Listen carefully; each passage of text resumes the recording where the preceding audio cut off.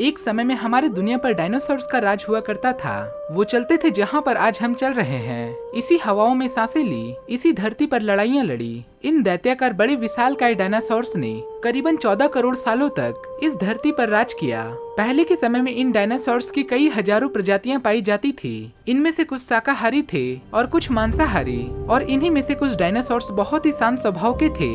वहीं कुछ डायनासोर्स बहुत ही हिंसक और खूंखार थे। ये पहले के समय में बहुत ही सफल जीव माने जाते थे।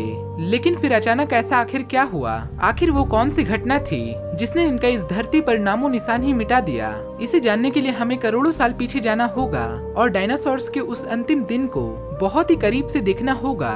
तो आइए दोस्तों चलते हैं आज के समय से 65 मिलियन साल पहले, यानी कि 6 करोड़ 50 लाख साल पीछे। आज के समय से करीबन 6.5 करोड़ साल पहले धरती का मौसम सामान्य था। चारों ओर सूरज की रोशनी बिखरी हुई थी। लंबे लंबे विशालकाय पेड़ों से टकराती समुद्र की ठंडी हवाएं और चारों तरफ डायनासोर्स के चिल्लाने और चिंघाड़ने की आवाजें। जब ये सारे डायनासोर्स इस धरती पर आराम से अपना जीवन बिता रहे थे, तब 10 करोड़ साल पहले ही इनकी किस्मत लिखी जा चुकी थी।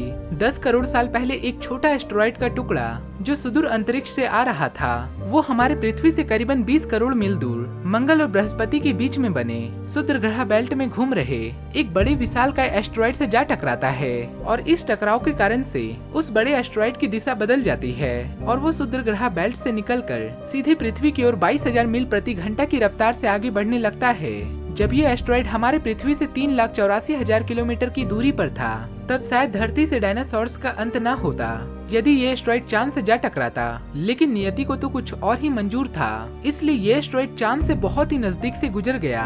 40 किलोमीटर की व्यास वाला 2 ट्रिलियन मैट्रिक टन का ये एस्टेरॉइड प्रत्येक सेकंड के साथ साथ धरती की ओर काफी तेजी से बढ़ता जा रहा था।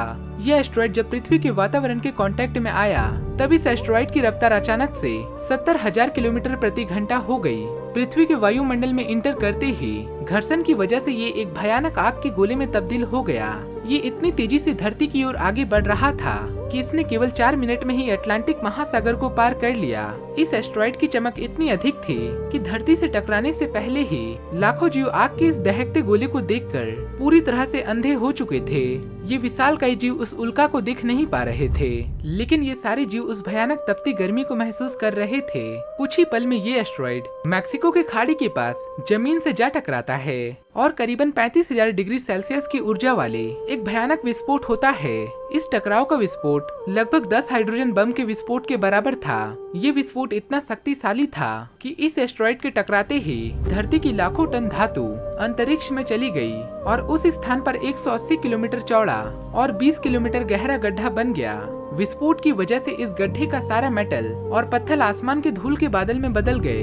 विस्फोट के 16 मिनट 40 सेकंड के बाद जमीनी टकराव की वजह से धरती के पूरे चारों ओर 11.1 तीव्रता वाले भूकंप उत्पन्न होने लगी। इस वजह से समुद्र में विशालकाय लहरों का निर्माण हुआ और एक के बाद एक सुनामी की लहरें चारों तरफ आगे बढ़ने लगी। और इस भूकंपीय तरंगों की वजह से सारे ज्वालामुखी सक्रिय हो गए, जिसकी वजह से जगह जगह पर डायनासोर्स का अंत होना शुरू हो गया।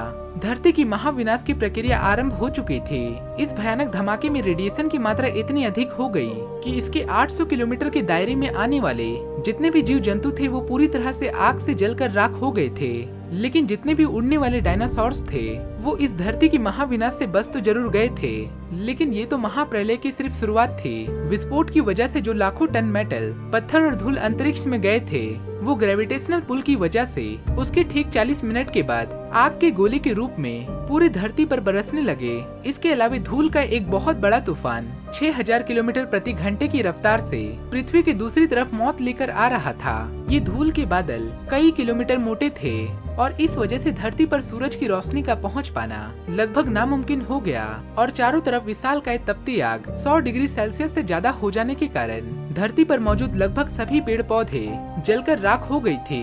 विस्फोट के करीबन 1.5 घंटे के बाद धरती का तापमान करीबन 200 डिग्री सेल्सियस तक पहुंच गया। इसकी वजह से जो डायनासोर्स विस्फोट से कई हजारों किलोमीटर दूर थे वो भी इस भयानक तपती गर्मी से बच नहीं पाए और इस महाविनाश की घटना से धरती पर मौजूद करीबन 90% जीव जंतु पूरी तरह से खत्म हो गई थी और जो 10% जीव बचे हुए थे उनमें से भी वही जीव जिंदा रह सके जिसका वजन 30 किलोग्राम से कम था।